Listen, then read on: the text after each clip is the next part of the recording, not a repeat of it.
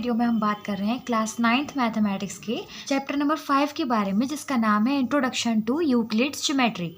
Basically इस chapter में हमें पढ़ना है ज्योमेट्री के बेसिक कॉन्सेप्ट के बारे में, जहाँ से ज्योमेट्री की हिस्ट्री हमें पता चलती है कि लोगों के क्या डेफिनेशंस आए हैं और क्या एग्जाम्स हैं, क्या पोस्टुलेट्स हैं, इनके बारे में बेसिकली हमें इस चैप्टर में पढ़ना है। इस चैप्टर का जो नाम है यूक्लिड्स ज्योमेट्री, इसी से रिलेटेड हम यहीं से बात शुरू करते हैं कि यूक्लिड जो थे वो एक मैथमेटिशियन थे, तो जिन्होंने हमें ये सारे डेफिनेशन, पोस्टुलेट, एक्सियम्स वगैरह यहाँ पर दिए हैं। और इस वीडियो में हम पार्ट 1 में ओनली डेफिनेशंस और एक्सियम्स के बारे में बात करेंगे और इसके बाद नेक्स्ट वीडियो में हम पोस्टुलेट्स के बारे में पढ़ेंगे। तो मैं पहले आपको यहाँ पर डिफरेंस बता देती हूँ कि ये डेफिनेशन तो आपको समझ में आती है कि किसी भी चीज़ की परिभाषा है अपने शब्दों में, किसी भी साइंटिस्ट के थ्रू, मैथमेटिशियन के थ्रू जो आती है वो डेफिनेशन है। बट यहाँ पर 2-3 टिपिकल वर्ड्स होते हैं हमारे लिए, एक्सियम, पोस्टुलेट एंड थ्योरम। तो बेसिकली सबसे पहले हमें इनके बीच का डिफरेंस पढ़ना है। तो आप इसके डिफरेंस के बारे में बात करें तो एक्सियम और पोस्टुलेट बहुत ही सिमिलर चीज़ें हैं। ये दोनों ही एक स्टेटमेंट से हम समझ सकते हैं कि ये स्टेटमेंट है। एक्सियम जो होती हैं वो किसी भी फील्ड में, मैथ्स की किसी भी फील्ड में अप्लाई की जा सकती हैं, लाइक नंबर, या फिर हम ज्योमेट्री को ले लें या किसी भी चीज़ को लेकर हम एक्सियम को समझ सकते हैं। बट जो पोस्टुलेट होती हैं, पोस्टुलेट को हम ओनली ऑन ज्योमेट्री में ही अप्लाई करते हैं, ये ज्योमेट्री के लिए ही बनी है। और इसके अलावा एक्सियम पोस्टुलेट स्टेटमेंट है जो कि हमेशा ट्रू है। तो ये किस तरीके की स्टेटमेंट है? यूनिवर्सल ट्रूथ टाइप की स्टेटमेंट है जो कि अपने आप में करेक्ट हैं, बट हम इनको प्रूफ नहीं कर सकते, कांट प्रूव देम। तो हम इसको प्रूफ नहीं करेंगे क्योंकि ये सिर्फ स्टेटमेंट है, लेकिन ट्रू है, ये हर कोई मानता है। मोस्ट ऑफ द मैथमेटिशियन इस बात को अग्री करते हैं कि ये ट्रू स्टेटमेंट है, यूनिवर्सल ट्रूथ है। और इनके बीच का डिफरेंस बस इतना सा है कि एक्सियम मैथ्स की किसी भी फील्ड में अप्लाई की जा सकती हैं, postulate are only applicable in geometry. इसके बाद बात आती है थ्योरम्स की। जितने भी हम थ्योरम्स पढ़ रहे हैं, लाइक हमें प्रूफ करना है कि कोई भी ट्राइंगल कॉन्ग्रेंट है या नहीं है, तो इस टाइप की थ्योरम होती हैं। या फिर हम कह सकते हैं इसके एंगल का समेशन 180 डिग्री होता है, ये भी एक थ्योरम है। तो जिन थ्योरम्स, जो भी स्टेटमेंट होते हैं जिनको हम पोस्टुलेट या एक्सियम की हेल्प से प्रूफ कर सकते हैं, ये प्रूफ की जाने वाली स्टेटमेंट होती है जिसे हम थ्योरम कहते हैं। तो यहाँ पर आपका बहुत ही कम टाइम में आपने एक्सियम, पोस्टुलेट और थ्योरम का डिफरेंस समझ लिया। आई होप कि ये आपके लिए हेल्पफुल होगा। So now let's see our first topic of this video, Euclid's definition. तो हम यहाँ पर पढ़ेंगे कि यूक्लिड्स ने कौन कौन सी डेफिनेशन दी है। तो हेयर आपकी 9th क्लास की बुक में गिवन है 7 डेफिनेशंस ऑफ यूक्लिड।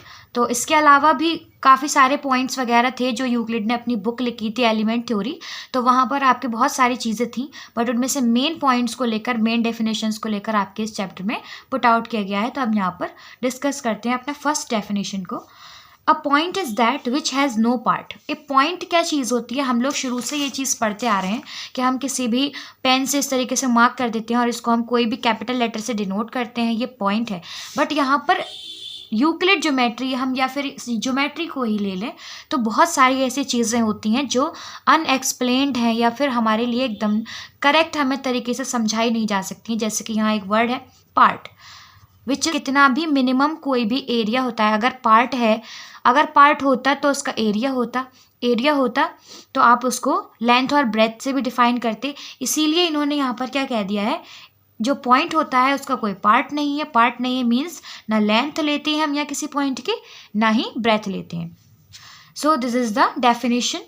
अब नेक्स्ट पॉइंट हम, लाइन इज ब्रेथलेस लेंथ, यानी कि एक जो हम कोई भी लाइन हमेशा से ड्रॉ करते आ रहे हैं, लाइन जो होती है इस तरीके से हम इस पर कोई भी 2 पॉइंट्स लिख लेते हैं, बट ये एरो के साइन हमें बताते हैं कि इसको बोथ साइड से इन्फिनिटली एक्सपेंड किया जा सकता है। दिस इज कॉल्ड लाइन, और हम इसको इस तरीके से डिनोट भी करते हैं इसके ऊपर मार्क करके।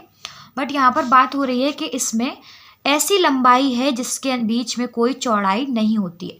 लाइन एक ऐसी लेंथ है जिसमें हम कोई चौड़ाई नहीं लेते हैं, सिर्फ लेंथ ही होती है। तो यहाँ पर आपको एक सिंपल सी चीज़ समझ में आ रही है कि हाँ, बेशक हम जब भी लाइन ड्रॉ करते हैं तो हम इस पर बिल्कुल ध्यान नहीं देते हैं कि इसकी चौड़ाई कितनी है, और ना ही हमें इस बात से कोई फ़र्क पड़ता है किसी भी कैलकुलेशन में। We only calculate the length of line. So इस वजह से आपका ये पॉइंट बिल्कुल ट्रू, हमारे ज्योमेट्री में हमेशा हम इसको यूज़ करते आते हैं। किस तरीके से लेंथ जो हम लेते हैं, ब्रेथलेस लेंथ लेते हैं, उसको हम हमेशा लाइन कहते आए हैं। तो next point is the end of a line are points. जैसे कि मैंने आपको भी बताया था कि एक लाइन के एंड पॉइंट, मान लीजिए कि आपसे कहा गया है कि एक 5 सेंटीमीटर की लाइन ड्रॉ कीजिए, तो आप 2 पॉइंट इसके यहाँ पर मार्क कर देंगे, starting and the and point. The fourth definition is the straight line is a line which lies with point itself. अब आपको यहाँ पर एक चीज़ समझनी है कि जब हम कोई भी स्ट्रेट लाइन लेते हैं तो वो किन पॉइंट्स के ऊपर लाई करती है। मान लीजिए बहुत सारे पॉइंट हैं और हम क्या करते हैं, एक लाइन को ले लेते हैं यहाँ पर। अब आप जानते हैं कि एक लाइन किससे मिलकर बनी है, जितने भी पॉइंट्स इस पर हैं उन्हीं पर एप्लीकेबल है, उन्हीं पर कोइंसाइड है। The definition is a surface is that which has length and breadth only. अब बात आती है सरफेस की। जो भी हम प्लेन्स वगैरह पढ़ते आते हैं, इस तरीके के एरिया को हम सरफेस या प्लेन कहते हैं, जिसमें 2 ही चीज़ें हमारे लिए मीजरेबल हैं, एक लेंथ है और एक ब्रेथ है।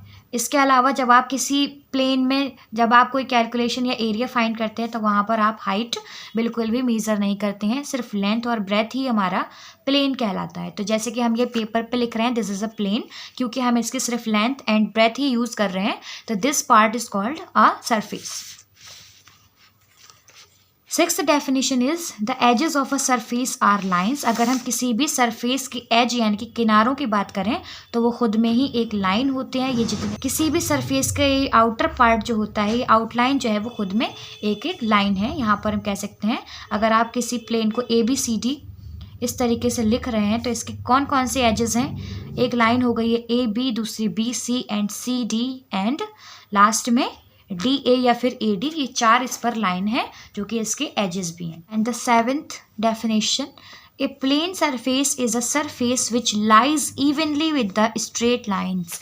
अगर हम किसी प्लेन की बात कर रहे हैं या किसी सरफेस की बात कर रहे हैं तो जो भी सरफेस हम बनाते हैं वो किस चीज़ से मिलकर बना है, इन्फिनिट नंबर ऑफ लाइन्स से मिलकर बना है, जो कि उसी प्लेन पर है, उसी एरिया में है। जो भी एरिया है इसी के बीच में इन्फिनिट नंबर ऑफ लाइन्स होंगी, इन्हीं लाइन्स पर लाई करता है ये एरिया, तो ये क्या कहलाता है, सरफेस कहलाता है। जिस तरीके से हमने अभी लाइन और पॉइंट की डेफिनेशन पढ़ी थी, पॉइंट पर इटसेल्फ लाई करता है, इसी तरीके से ये लाइन पर अपना जो सरफेस होता है वो खुद की ही लाइन पर लाई करता है।